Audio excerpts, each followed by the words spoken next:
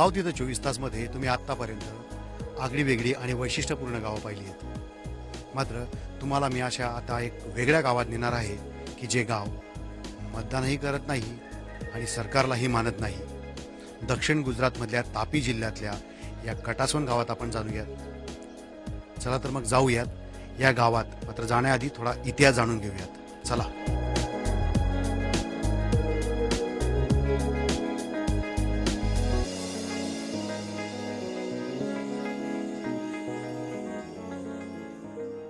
देशाला स्वातंत्र्य मिळवून 70 वर्ष झाली. मात्र या देशात अजूनही कानाकोपऱ्यात, कड्या कपाऱ्यात अनेक जाती जमाती आहेत ज्यांना स्वातंत्र्याचा अर्थ माहीत नाही.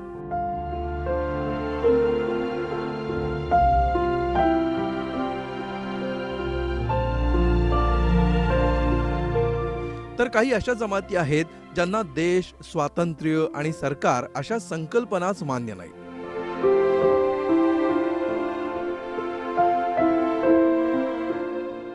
अशीच एक जमात गुजरातच्या आदिवासी भागात अस्तित्वात आहे. या जमातीला सरकारचं अस्तित्वच मान्य नाही. सती म्हणजे माता आणि पती म्हणजे पिता. सतीपती हे देशभरात विखुरलेले आहेत. मात्र सातपुड्याच्या पायथ्याशी दक्षिण गुजरातमधल्या नर्मदा, तापी, वलसाड आणि डांग जिल्ह्यांमध्ये हा समाज प्रामुख्यानं आढळतो. सूत्रांच्या माहितीनुसार सतीपती समुदायातील आदिवासींची लोकसंख्या 60,000च्या आसपास आहे.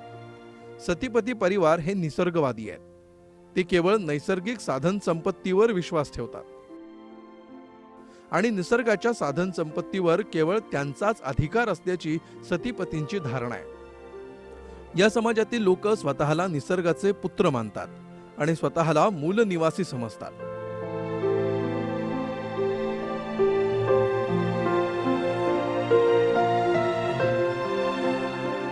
कुंवर केशरी सिंग हे सतीपती समुदायाचे प्रणेते आणि अखेरचे प्रभावशाली नेते मानले जातात.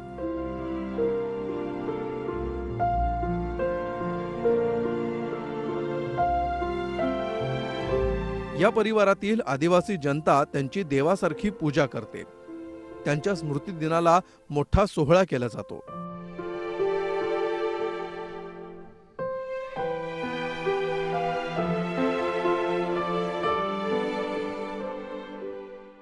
आणि या सोहळ्याला सतीपती समूहातील देशातील सर्व आदिवासी जनता तापी जिल्ह्यातल्या व्यारा शहराजवळ चारही बाजूनं हिरव्या गर्द झाडांनी वेढलेल्या कटासवन या गावात जमतात. गुजरातसह महाराष्ट्र, छत्तीसगड, झारखंड या राज्यांमध्ये हा समुदाय पसरलाय. ब्रिटिशांनी भारत सोडण्यापूर्वीच व्हिक्टोरिया राणीनं भारताची संपूर्ण जमीन कुंवर केशरी सिंगांकडे सोपवली आणि सतीपती समुदायातले आदिवासीच या भारताचे मालक असल्याची धारणा या समाजात आहे. 1930च्या दशकात सतीपती समुदाय आक्रमकपणे पुढे आला. सरकारचा कोणताही कायदा किंवा नियम हा समुदाय मानत नाही. सरकारच्या कोणत्याही योजनेसाठी नोंदणी करत नाही.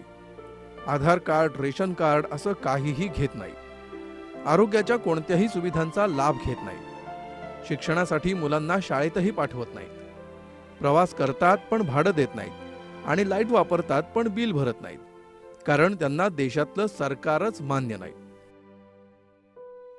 भारताला स्वातंत्र्य मिळाल्यापासून या सतीपती समुदायानं एकदाही मतदान केलेलं नाही. सरकारच मान्य नसल्यामुळे त्यांनी मतदानावर बहिष्कार घातलाय. दैनंदिन व्यवहार करताना जास्तीत जास्त कसं पैशांवर अवलंबून राहता येणार नाही याचा प्रयत्न ते करतात. जुन्या पिढीची लोक बाहेरगावी जाताना पैसे देऊन जेवण विकत घ्यायला लागू नये म्हणून डाळ आणि तांदूळ सोबत नेतात आणि तेच शिजवून खातात. मात्र नव्या पिढीत बदल होत असल्याचं चित्र आहे. हिंसेवर विश्वास नसलेल्या या समुदायाचा कधी कधी गैरवापरही होताना दिसतो. कारण गेल्या काही वर्षात या समुदायाच्या बैठकांमध्ये सरकार विरोधी कारवायांसंदर्भात पत्रकं वाटल्याचं पुढे आलंय. त्यामुळे या आदिवासी जनतेच्या अज्ञानाचा गैरवापर होण्याची भीती वारंवार व्यक्त होताना दिसते.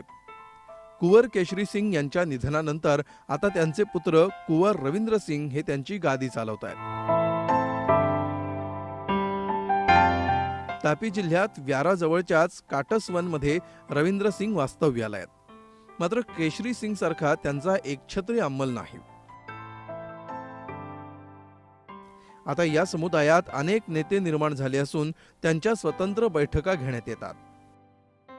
मात्र केशरी सिंगांविषयीचा आदर या समूहातल्या प्रत्येकाच्या मनात आजही तेवढाच आहे.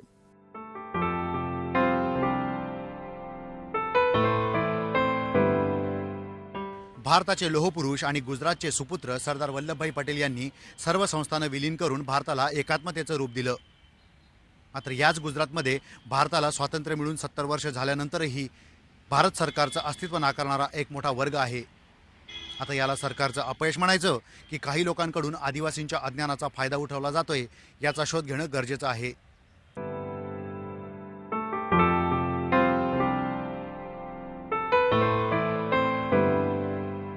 सरकारला न मानणाऱ्या सतीपती समाजाचे नेतृत्व जे करतात आणि काटस्वनमध्ये राहतात त्या रवींद्र सिंहांना आपण भेटणार आहोत. नेमकं त्यांची काय भूमिका आहे आणि त्यांना नेमकं सरकारची व्याख्या काय मांडायची आहे.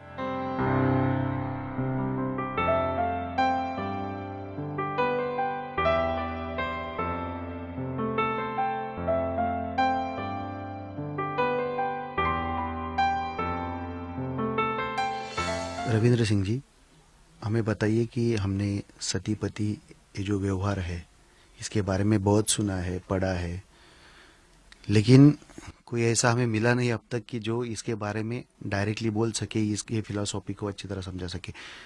तो एग्जैक्टली ये क्या है सतीपति?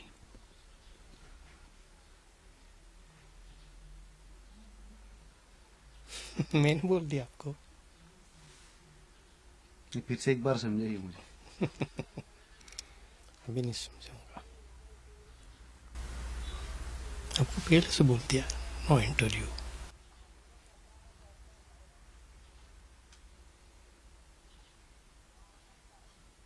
ठीक है, मुझे आप जो सतीपति व्यवहार चलता है, जो आप गवर्नमेंट की डेफिनेशन रिलेट करते हो इस नेचर से, तो उसके बारे में थोड़ा एक ब्रीफली हमें बताइए.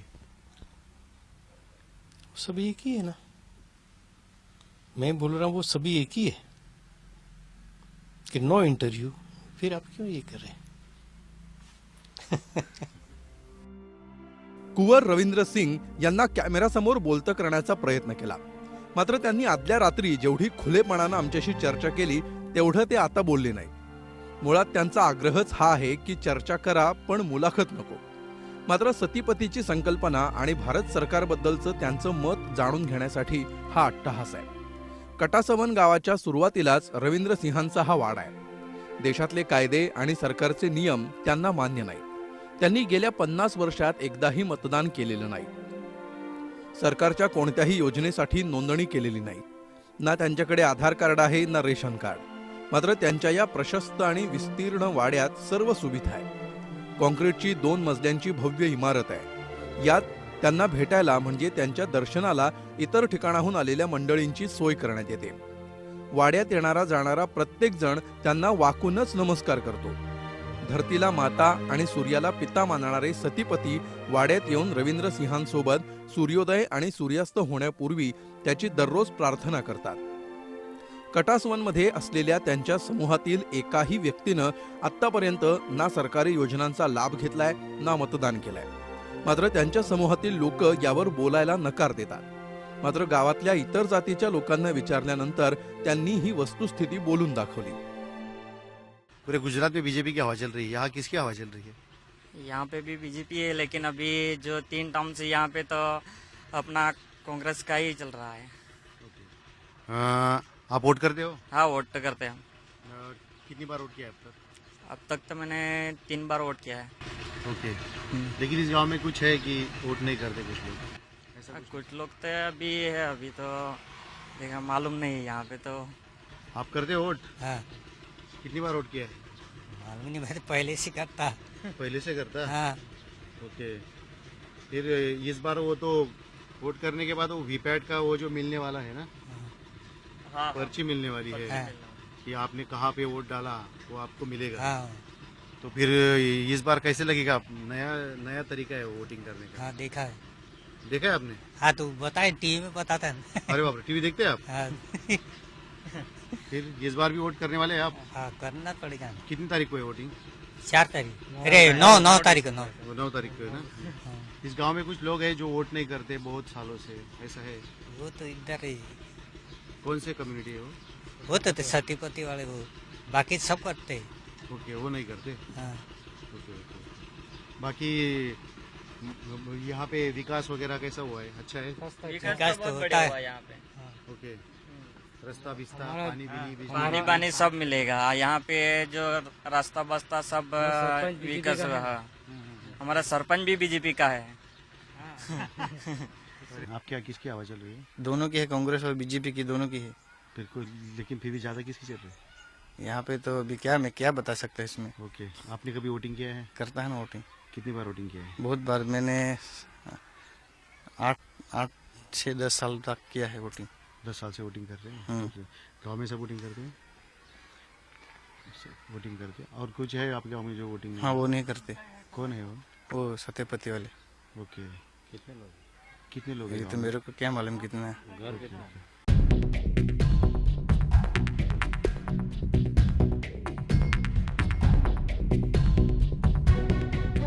रवींद्र सिंहांनी आम्हाला स्वातंत्र्यपूर्वीपासूनची अनेक कागदपत्र दाखवली.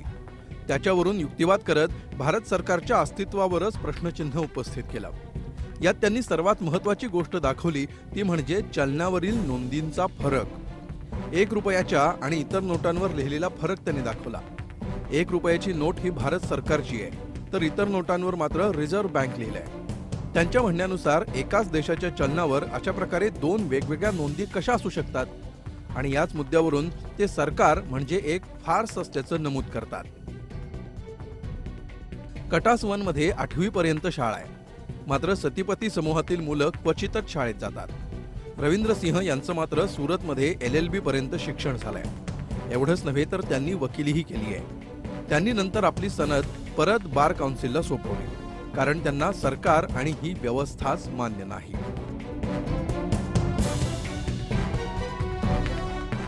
सतीपती हे सरकारला मानत नसले तरी निसर्गाला देव मानणारी ही जमात आहे.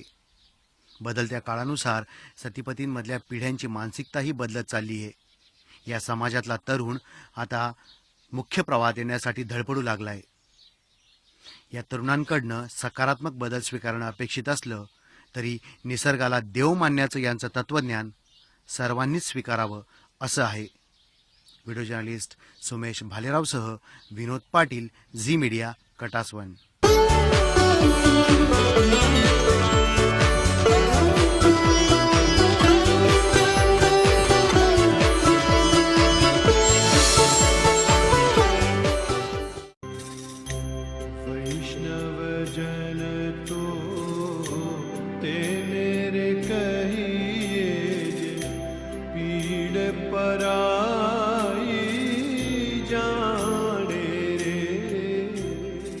महात्मा गांधींबाबत सांगण्यासारखं बरंच काही आहे आणि काही नाही सुद्धा. काही नाही याचा अर्थ शाळेत शिकत असल्यापासून त्या आयुष्याच्या शेवटच्या क्षणापर्यंत जीवन जगत असताना गांधीजींचे दाखले दिले जातात. आणि आता तर राजकारणामध्ये गांधीजींच्या नावाची फारच चलती असल्यामुळं राजकारणी रोजच त्यांचं आत्मचरित्र उलगडत असतात. मात्र आम्ही गांधीजींचं तत्वज्ञान आणि त्यांची जीवनशैली याच्या पलीकडे जाऊन गांधीजींनी ज्या घरात जन्म घेतला, आयुष्याच्या सुरुवातीचा काळ घालवला, ज्या ठिकाणी त्यांना त्यांच्या आयुष्याची जोडीदार लाभली, अशा पोरबंदरमध्ये तुम्हाला नेणार आहोत. दक्षिण गुजरातच्या समुद्र किनाऱ्यावर वसलेल्या या शहरामध्ये गांधीजींचं घर कुठं आणि कसं आहे, त्याची अवस्था काय आहे, हे तुम्हाला आम्ही दाखवणार आहोत. आपण आता आलो आहोत पोरबंदर शहरातील गांधीजींच्या जन्मस्थळी. कीर्ती मंदिर असं या जन्मस्थळाचं नाव आहे. तर आपण आता आतमध्ये जाऊन पाहूयात नेमकं गांधीजींचं जन्मस्थळ कसं आहे.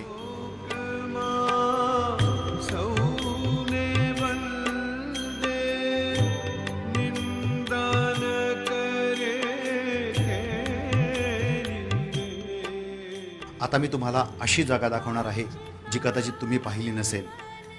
गांधीजींचा जन्म झालेली खोली. चला तर मग पाहूयात ही खोली कशी आहे आणि कुठं आहे.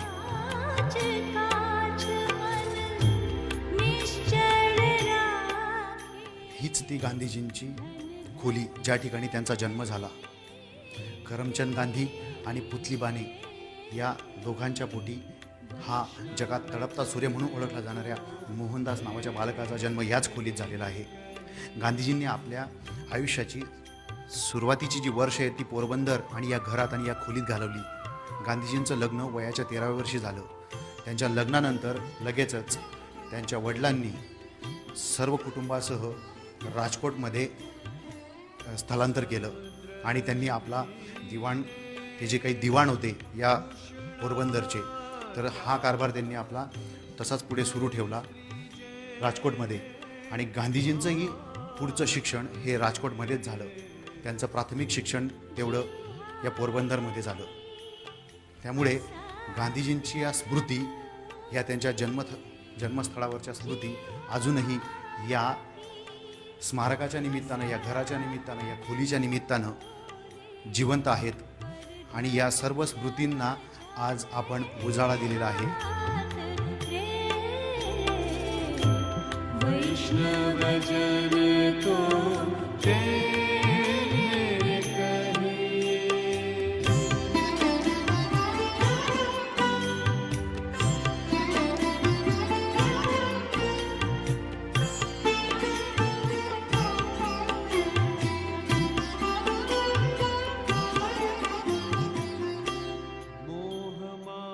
गांधीजींचं जन्मस्थान असलेल्या या कीर्ती मंदिरात नेमकं कसं आहे इथलं वातावरण, इथं नेमकं कसं काम चालतं आणि याचं सर्व कारभार पाहणारे हर्षदभाई पुरोहित आपल्यासोबत आहेत. आपण त्यांच्याशी या सर्व गोष्टी जाणून घेऊयात. हर्षद भाई, हमें बताइए कि गांधी जी का जन्म यहाँ पर हुआ पोरबंदर में और ये कीर्ति मंदिर में, तो इसके बारे में हमें थोड़ी जानकारी दीजिए कि वो अपने उम्र के कितने साल यहाँ पे रहे और शुरुआती का काल कैसा, दौर कैसा रहा. गांधी जी का जन्म 1869 2 अक्टूबर को यहाँ जो है उसका गांधी जन्म स्थान लिखा हुआ है, वहाँ गांधी जी का जन्म हुआ. और गांधी जी उसके बाद 6-7 साल का था तब तक यहाँ रहा. उसके बाद पढ़ने के लिए वो राजकोट गए थे. उसके बाद जब गांधी जी की 13 साल की उम्र हुई, 13 साल की उम्र में गांधी जी के यहाँ शादी हुई. उसके बाद वो पढ़ने के लिए बाहर इंग्लैंड चले गए. मुझे बताइए कि गांधी जी राजकोट गए, फिर उसके बाद इंग्लैंड पढ़ने के लिए गए, उसके बाद वो अफ्रीका गए, वहाँ से आए, फिर मोहनदास करमचंद गांधी नाम का एक आदमी गांधी जी हो गए, महात्मा हो गए, राष्ट्रपिता हो गए. लेकिन वो जब महात्मा हुए उसके बाद वो पोरबंदर में कभी आए? हाँ, उसके बाद वो पोरबंदर में 1915 और 1928 में 2 बार पोरबंदर में महात्मा गांधी जी आए थे.